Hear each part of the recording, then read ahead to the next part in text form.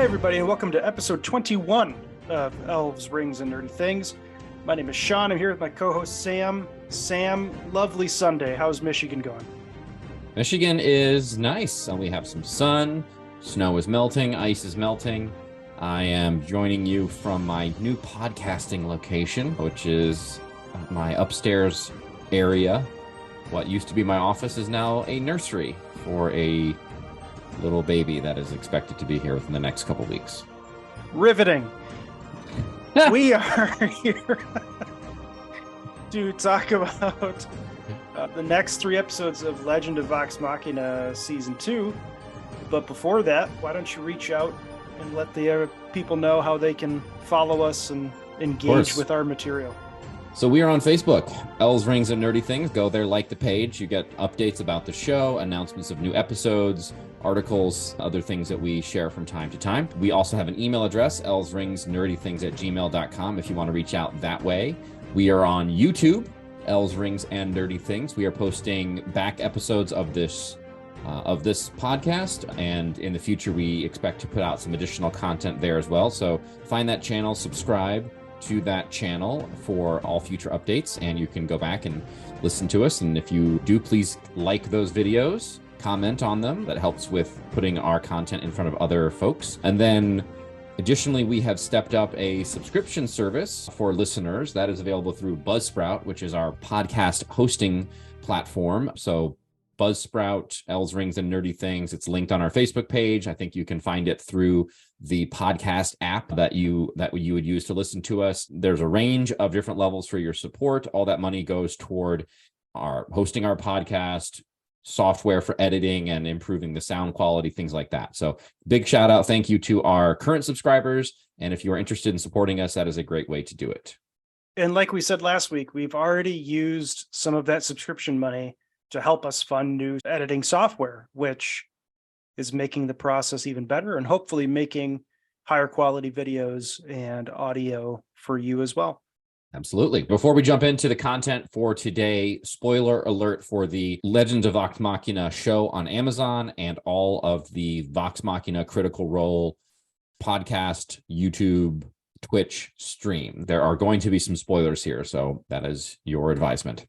And I've got my mead and I'm ready to recap. I'll start with the first episode. Take us away. Episode 7, the Fey Realm. We begin where the last episode left off, with half the party in the Fey Realm. They see a fantastic landscape and beautiful but dangerous creatures. Percy takes the lead as he is familiar with the Fey Realm from his schooling. Vax bristles at this slightly, having to rely on Percival. As the 4 explore the Fey Realm, they are menaced by sentient plants who strike at Vax. Vax finds a satyr who has been following them, and he becomes their guide. They discover that he has been sketching them with crude exaggerations, including large breasts on Vex, Keyleth as a very muscly figure tying up Vax, and Percy with 3 penises, if I recall. Yes. The group eventually encounters a group of blob creatures which join to form a large entity that attacks the group, again focusing on Vax. During the fight, Vex and Keyleth inhale fungal spores and are incapacitated by hallucinations. Percy assists Vax, and they destroy the blob monster via electrocution. The group, led by the satyr Garmelie, encounters the elven city of Singorn. Now, while all of this is happening, on the continent of Taldori, Grog and the gnomes find themselves. Pike heals herself from the wound inflicted by Grog after losing a lot of blood. The 3 of them watch as the sword soaks up the blood and seemingly grows. Pike and Scanlan express their concern, but Grog is going back and forth with the sword, which seemingly possesses him. Possessed Grog threatens the gnomes before regaining control and destroying the sword, which results in a torrent of blood. Grog, while free of the sword's influence, is left a scrawny weakling incapable of even walking. We have a travel montage accompanied by a song sung by Ashley Johnson. They eventually reach a cabin. Thordak, Umbrasyl, and Ripley are shown discussing the Vestiges of Divergence and the prospect of the dragons ascending to godhood. And that is episode 7, the Fey Realm. Sam, what were your biggest takeaways from this episode? I thought they did the Fey Realm really well. The combination of beauty and danger and whimsy was great, especially those shots of the strange creatures and the menacing plants. And of course, Garmelie, which is maybe a fan favorite. Garmelie becomes more important as the story unfolds, and his mannerisms are endearing to a certain extent. He's a goofy character, but I really like what they did with the Fey Realm. That was my overall, my kind of big picture takeaway. I think the battle that Vax and Percy get into is relatively standard, nothing too special there, but we do get kind of an evolution of their relationship where I think Vax is still really resenting Percy for endangering Vex, and that's something we're going to continue to work through. Yeah, what did you think? Same thing about the Feywild, and I know there are D&D books where they have illustrations of what the Feywild is, but it's really hard to wrap your head around what the whole landscape would look like. Yeah. So it was really cool in the episode seeing like a river floating above you, just with it's not on anything. It's just floating through the air. It's pretty fantastical. They look at a mountain and it looks in the distance, and they reach out and they touch it and break it and realize that it was like 2 feet in front of them. So just a bunch of really random things that made it really fantastical and just a great environment. It was very cool to see. I really enjoyed that. But Garmelie too, that in the live stream, that's one of the funny moments is when Matt reveals that Garmelie has been drawing these sketches of all the characters. So it's cool to see that in this episode. And Garmelie is voiced by Billy Boyd, our Peregrine Took from Lord of the Rings. And I noticed, so at the beginning of the season, we talked about in our fantasy news update, we went through the characters, the new guest actors, and we were trying to guess who would be who. We had no idea who Billy Boyd was going to be. So finding out he's Garmelie is pretty great.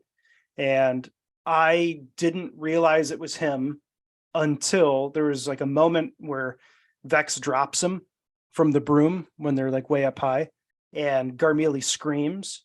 The scream is what made me realize it was Billy Boyd, because it was the same exact scream, or sounded very similar to the scream of Pippin when he's kind of in shock when Treebeard comes to life in the forest in Fangorn. So that was my realization that Garmelie was Billy Boyd. I guess we can stay in the Feywild. You have a note about the high Vox Machina is what we needed. That was a really great scene, I thought, as well. The hallucinations of Vex and Keyleth, especially the encounter between Vex and Trinket, in which Trinket has a voice, and that voice is Cheech Marin.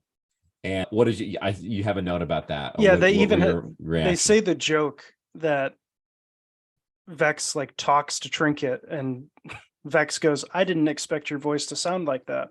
So just funny on the nose humor, because whenever in the live stream, whenever Matt voiced Trinket, he always kind of did like I'm just going to talk like this and kind of talk like a bear, and never had like an actual voice.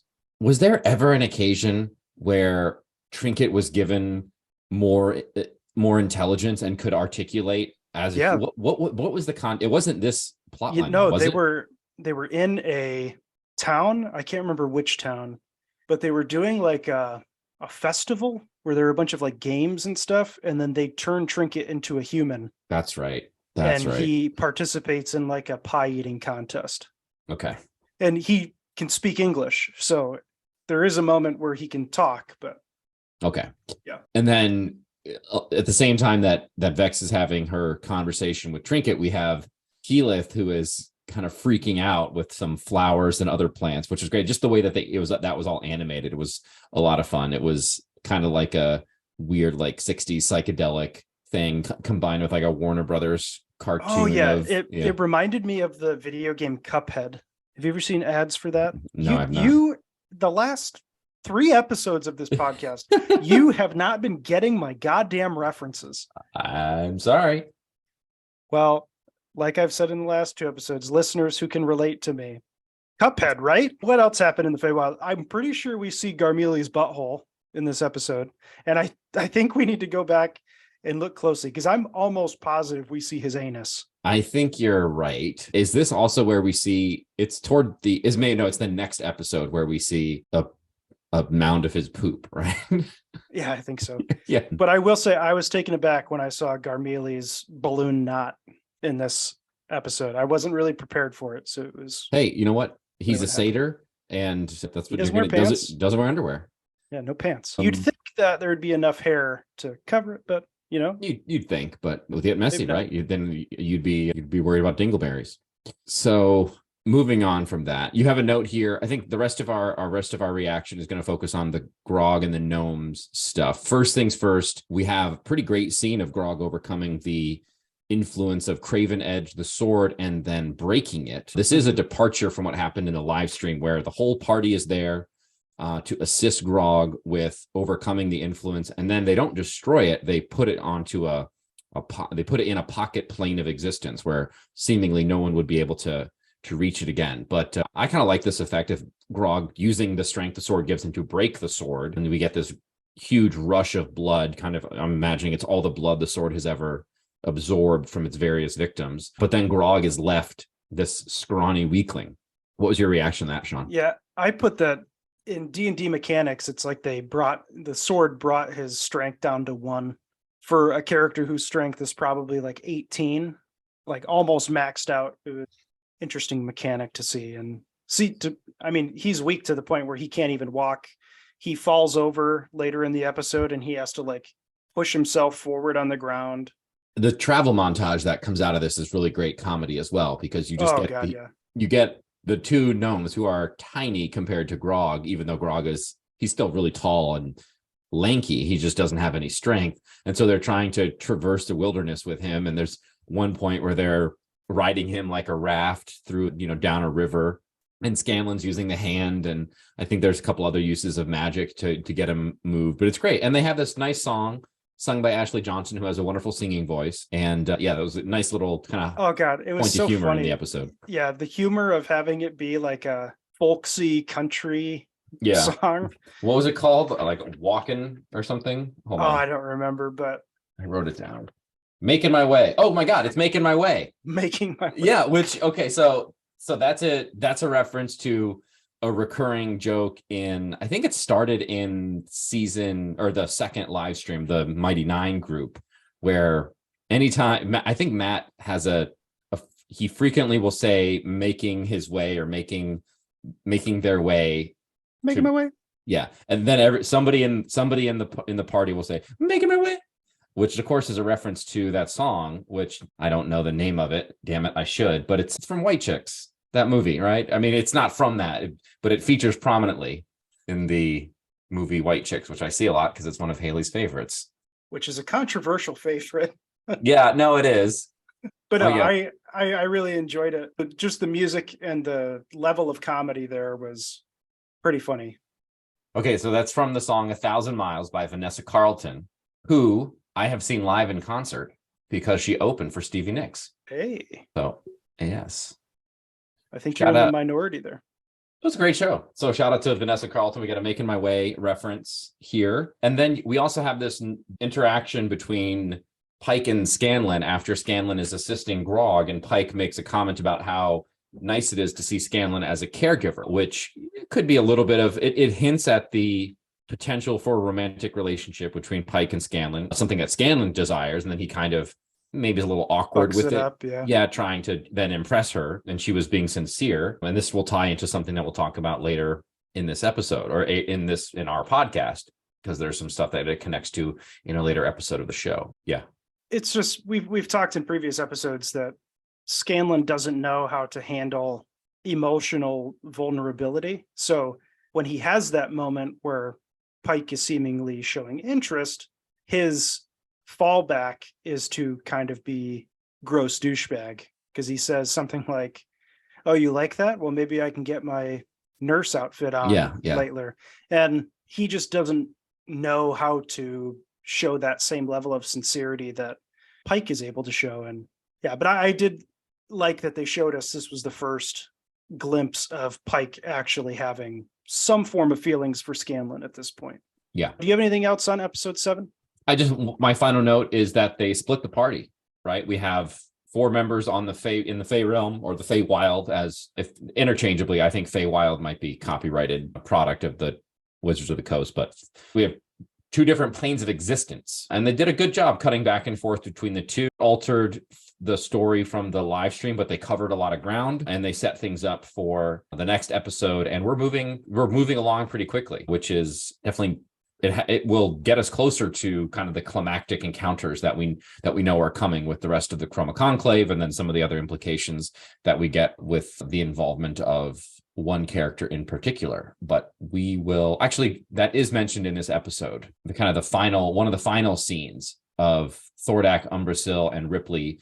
So in this, they're really inserting Dr. Ripley more into the dragon plotline of the Vestiges of Divergence, which I think is good because it shows the level of her antagonism, and it's giving us little hints at what especially Thordak is planning, because we get this discussion of ascending to godhood. And of course, that's a pretty big deal for the world in which this takes place, and it will also connect with some later storylines that happen in the live stream. But I think that's it for this episode. I want to move on to episode 8. Yeah, take it away with the recap, Samuel. All right. Episode 8, titled Echo Tree. Vex, Vax, Keyleth, and Percy move through the city of Singorn, led by Garmelie. They are stopped by guards, and when challenged, claim to be seeking an audience with Ambassador Vessar, who is the father of Vex and Vax.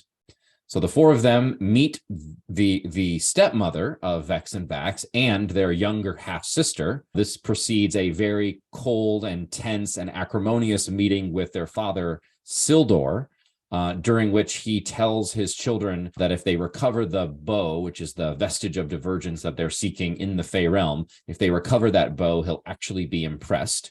Following this tense meeting, he gives them a writ of safe conduct, during which Percy ennobles Vex, naming her the Lady of the Third House of Whitestone and Mistress of the Grey Hunt, in an effort to raise her station or raise her respect in the eyes of her father. But it does not work, and Sildor kind of coldly dismisses the title and actually talks down to Percy a little bit.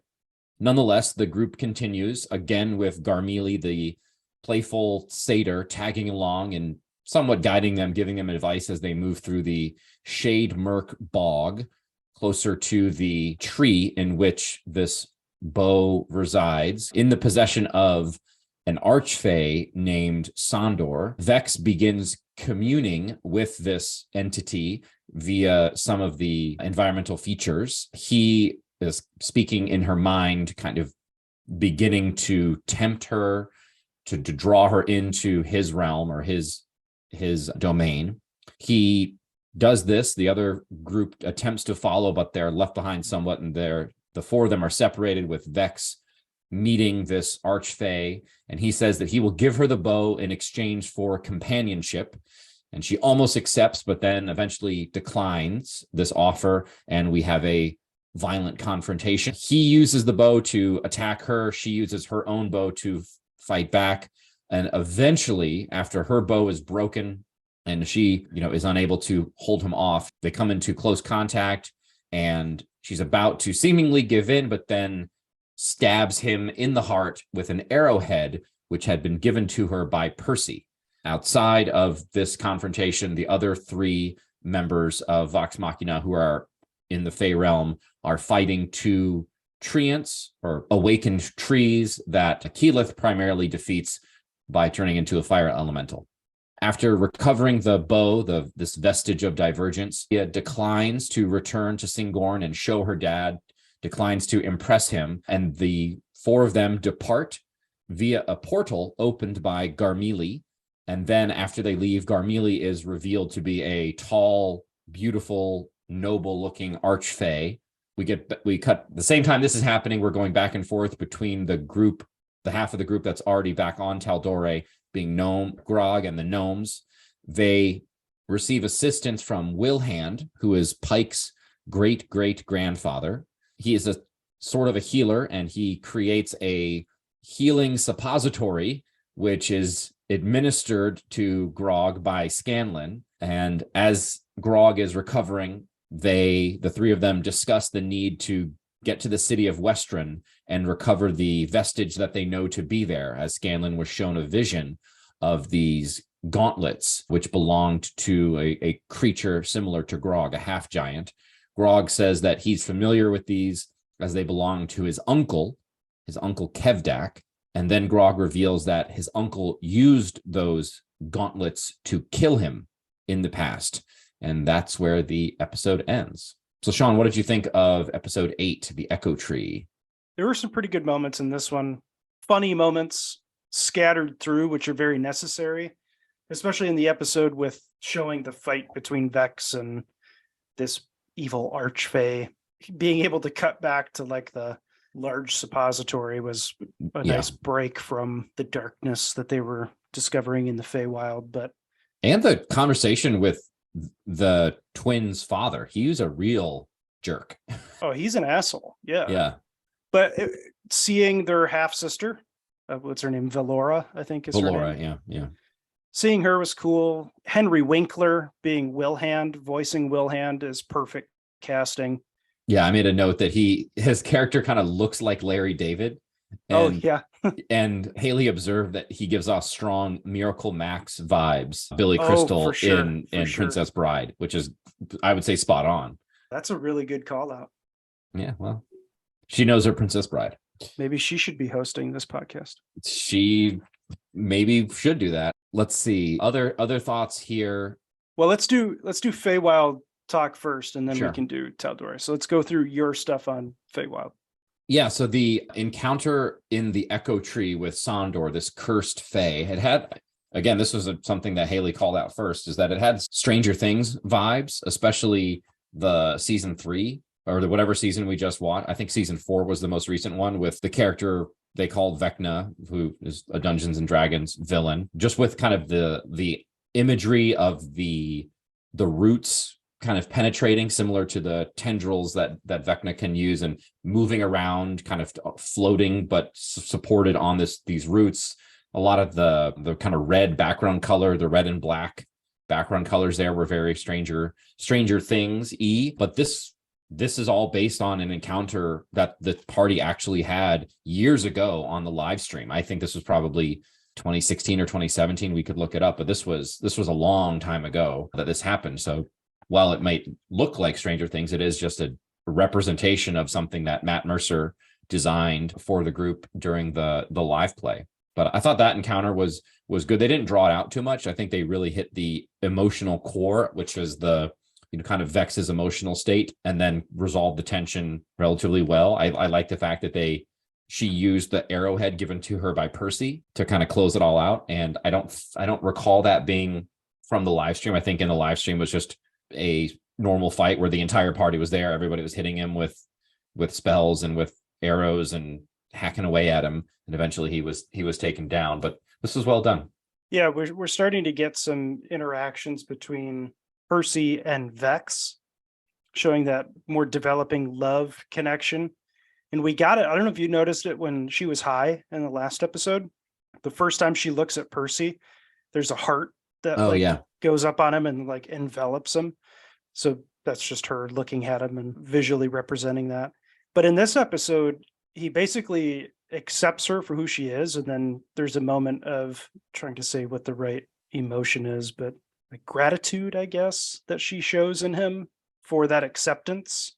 Yeah. And I wrote down that it's kind of like she's been seeking it from her dad, and now she's finding it in Percy. It's kind of daddy issues. And Percy's kind of filling that hole or that gap. Yeah. Where I guess kind of the trope is that she would normally want her father's approval. Mm-hmm. And then we have the demonstration that she doesn't need it. She chooses not to go back and show him the bow. And the idea is that she's got Percy now, so she doesn't need daddy's approval anymore. Mm-hmm. Yeah. So that, and then a couple more things in the Feywild were just like the other three are so preoccupied with the like Ent looking tree monsters that Vex basically gets all of the XP from that battle for herself. Yeah. And then she uses a very common insult in Critical Role, which is he's a bag of dicks. And she says that about her dad, but yeah, it's a pretty common insult, and I was happy to hear that one in this episode. It's a good throwback to the show and to Garmeli's notebook. Yeah. The thing that I liked about the fight in the tree was Keyleth turning into the fire elemental. That was pretty badass. And then what I noted that she, as a fire elemental, was casting transport via plants on the treants to like go into their chest and then come out the other one and light them on fire. Yeah, it was really cool. Really cool fight effect. And then if we're going to cut to Taldori quick, unless you have anything else in the Fey. But do we want to talk about kind of the ending there with the Garmeli opening the portal and then having the big reveal? Sure. So I wrote this down in the earlier episode, in episode 8, episode 7, that at one point Garmeli refers to himself as a traveler. And in this episode, he is revealed to be this tall, redheaded archfey.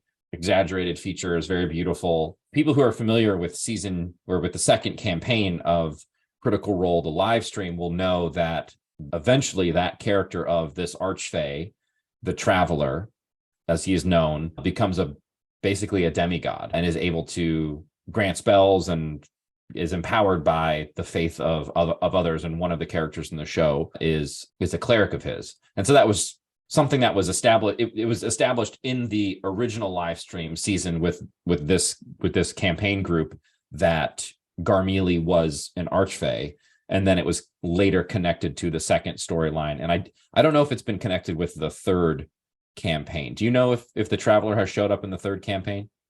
So far, I haven't. I'm like 4 episodes behind now. Okay. On the most recent campaign, but he hasn't made an appearance yet, unless it's been an Easter egg that I haven't caught on to. Yeah, and they could always retcon and say he was that animal or whatever it was. But the Traveler became a kind of show favorite, especially during the second campaign, when he was pretty regular feature of either actually appearing or talking to one of the characters or appearing before everybody, and was central in a couple of episodes.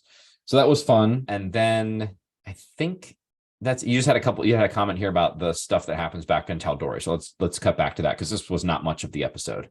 Yeah, I just had one big thing that I may be getting it wrong, but I thought Wilhand's hut was in Westren. I think that's correct based on the show.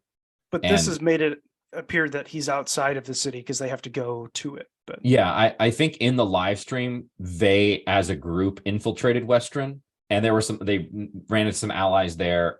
But then I understand that they wanted to change it for the show to not put him in as much danger, because when we do get to Westren in the 9th episode of this series of the season, it's pretty bad. And I think they probably wanted to wait for that until we actually are going to kind of move toward the confrontation with the people who are occupying Westren. All right, that's all we have for episode 8.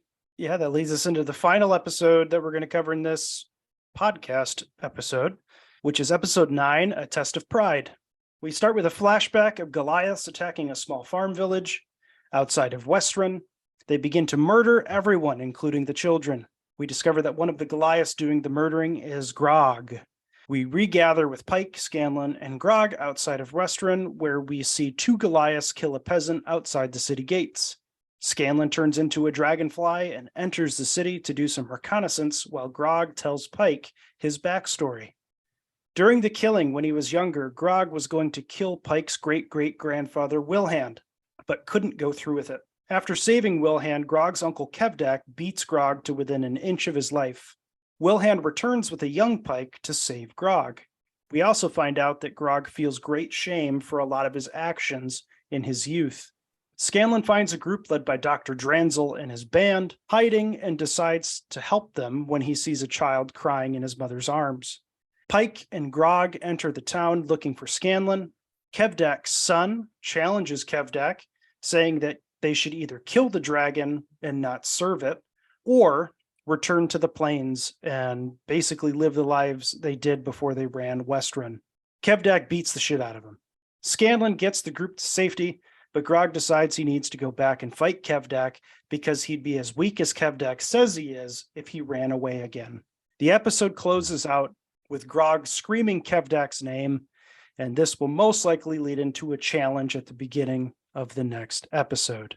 Now, Sam, this one, there's no Fey. We don't see anybody else from the party. This is just the three. And we get to see Dr. Dranzel and the band, which is a very fun recurring group that makes appearances throughout the live stream.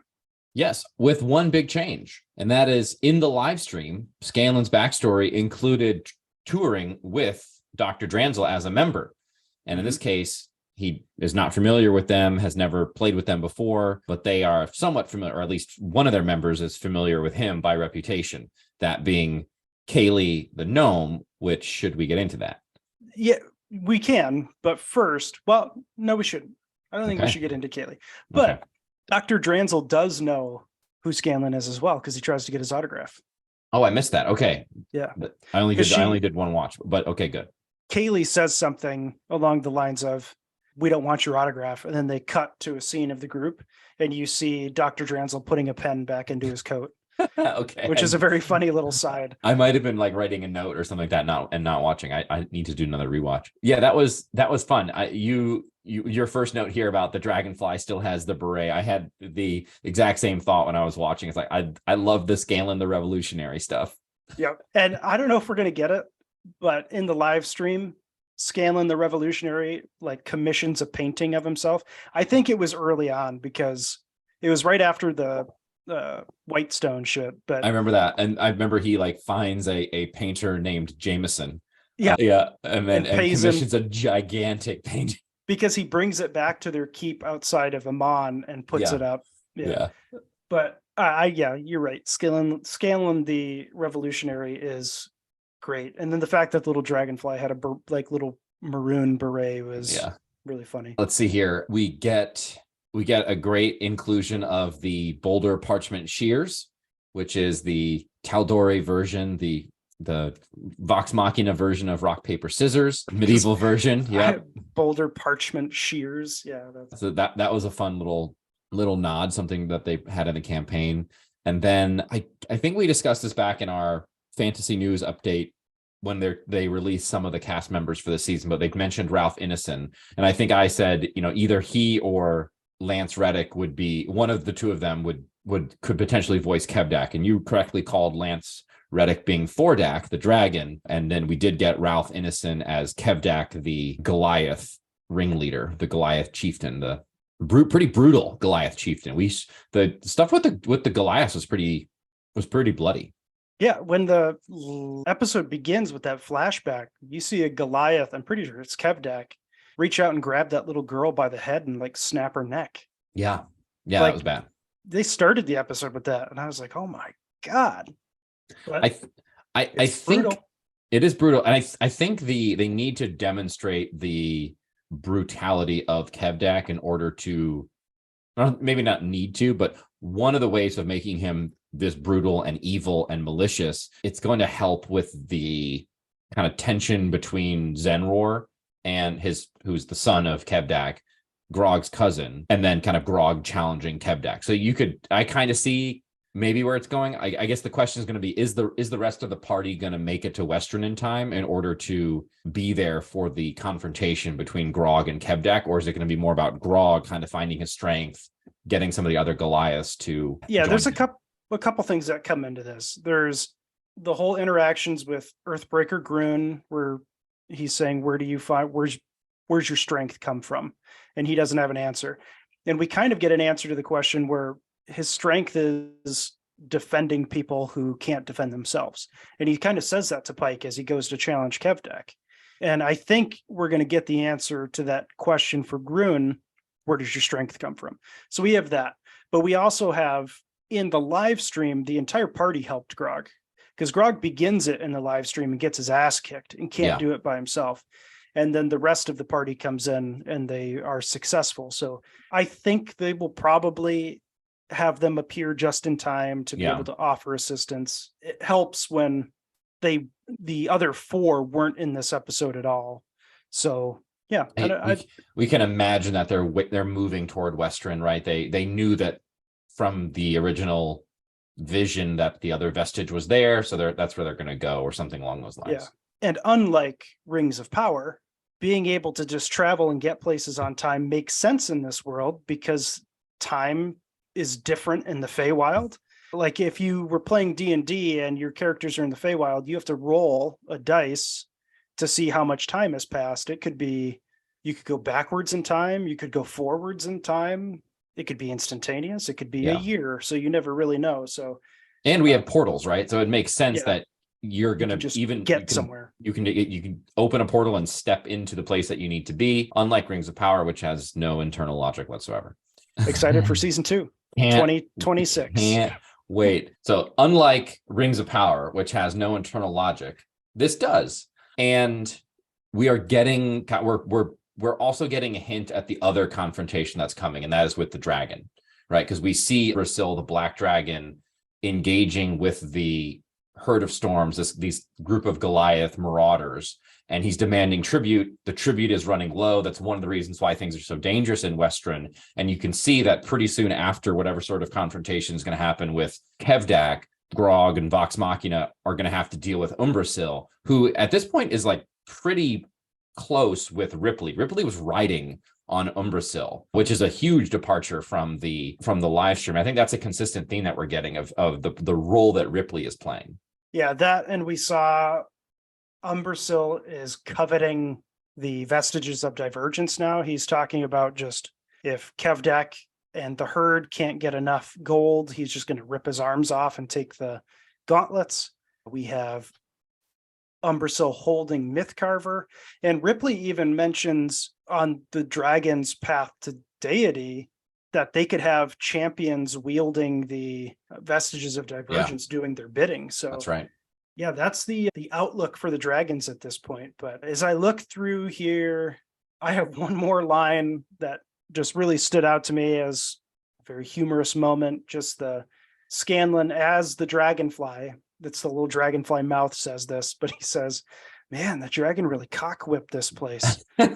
Just again, it's going to be annoying for people to listen to me say this over and over again, but the just added humor from Scanlan is what these episodes need, and it comes from Grog sometimes and sparingly sometimes from like Percy and the other characters. But yeah, the comic relief of Scanlan and Grog is the real MVP of this series so far between seasons 1 and 2.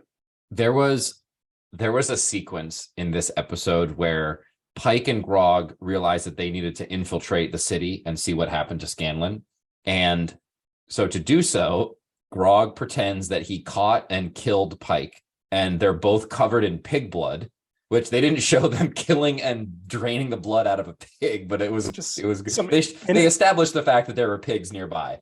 So but still, like an innocent pig. Just a pig just like sitting there minding its own business. All of a sudden it's being used to, infiltrate. And then they make it by the guards, which is great because that's like the equivalent of Grog doing an intimidation check or a deception check, right? But he rolls really well because he's got a gnome covered in blood with him, and he says, this person stole from Kevdak. And then they're walking and talking, and Pike says something like, "Oh, we got to get to where we're going so you can put me down and before I pass out." And then Grog bangs her head into a barrel, which was so good. It was perfect. Yeah. So yeah, great comedy, and it all just comes in, just the back and forth between this graphic violence, personal drama, but then the great comedy. And that is really what Vox Machina is about, and that's what say good D&D is about. Yeah, and we pretty much have every character backstory now in the series.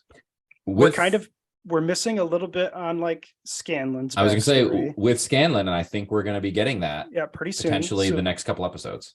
And even Pike, I mean, we get that she's a healer and cleric of the Everlight, but they haven't really gone into like why she's doing what she's doing or anything like that. I mean, she is connected to Grog, and we get Grog's backstory, but that's pretty much everybody now.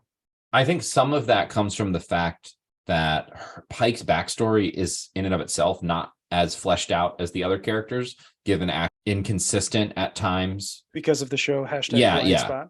Yeah, because of Blind Spot. which we will not be covering on this platform in this space. The space will not be covering Blind Spot. Yes, I think there was less to do with her, and it was primarily her relationship with the other player characters that drove her engagement and less the backstory stuff. Her character motivation. Yeah. It was about Grog, it was about Scanlan, it was about Percy, everybody else that she was friends with. Yeah. All right. Well, that does it for Vox Machina. It's okay. Noodle is licking me and whining because she has to pee. So this is where I'm gonna end it.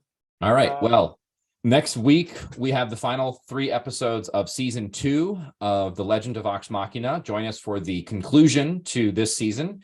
And then looking ahead, the week after that, I believe we will be covering the animated Return of the King by Rankin and Bass. Yes. Nobody would throw more money at the Bakshi group after the Lord of the Rings came out.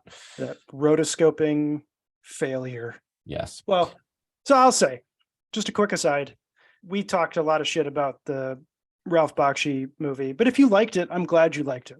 Yeah. So I just want to put that out there. Everything we talk about when we have negative opinions on things, even Rings of Power, if you like something, that's what all of this material is. Like, there's things that I like that people don't like. There's things that I like that Sam hates. So yeah, like Cuphead. You don't even know what Cuphead is. I know. So I want to put that little disclaimer out there that please don't feel like we're shitting on you for liking something, unless it's Rings of Power, then you're wrong. And yeah. Rings of Power is bad, and you should feel bad. Yeah. Thanks for listening. Bye, everybody. Bye.